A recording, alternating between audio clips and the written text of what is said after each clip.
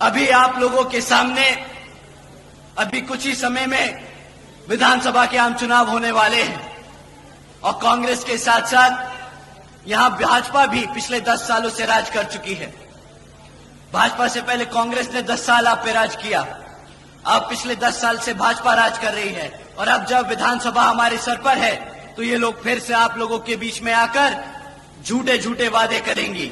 परंतु साथियों, इस बार इनको वोट डालने से पहले हमें इनसे कुछ मुद्दों पे सवाल करने होंगे। मैं आप लोगों से जाति और धर्म के आधार पे कभी नहीं कहूंगा आप सवाल करें। मैं आपसे कहूंगा आप इनसे शिक्षा, रोजगार और चढ़ती हुई महंगाई के बारे में सवाल करें।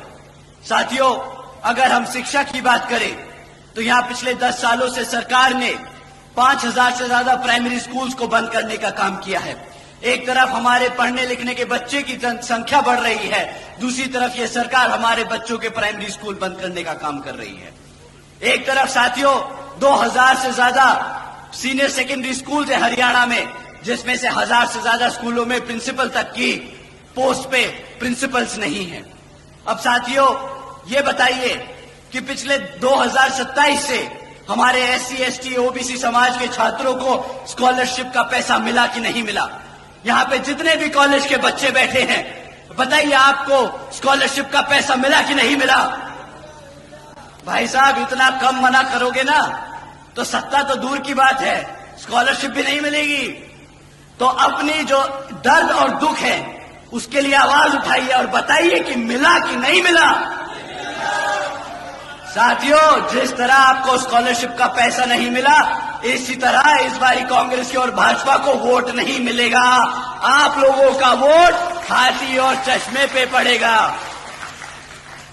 साथियों, एक तरफ हमारे बच्चे दिन रात मेहनत कर कर कॉलेज में दाखिला ले रहे हैं, दूसरी तरफ ये सरकार झूठा वादा कर कर कि स्कॉलरशिप का पैसा देगी, वो पैसा नहीं देती। हमारे बच्चे अनपढ़ रह जाते हैं। जब हमारा बच्चा पढ़ेगा लिखेगा नहीं तो आप बताइए क्या वो गुलामी करेगा कि नहीं? हम गुलाम ही बन के रह जाएंगे ना। अब आप ही बताइए, बाबा साहब ने इतनी मेहनत कर कर हमें गुलाम बनाने के लिए खड़ा किया है। बताइए मेरे किसान भाइयों, आप लोग अपने पैरों पर खड़ा होना चाहते हैं कि नहीं?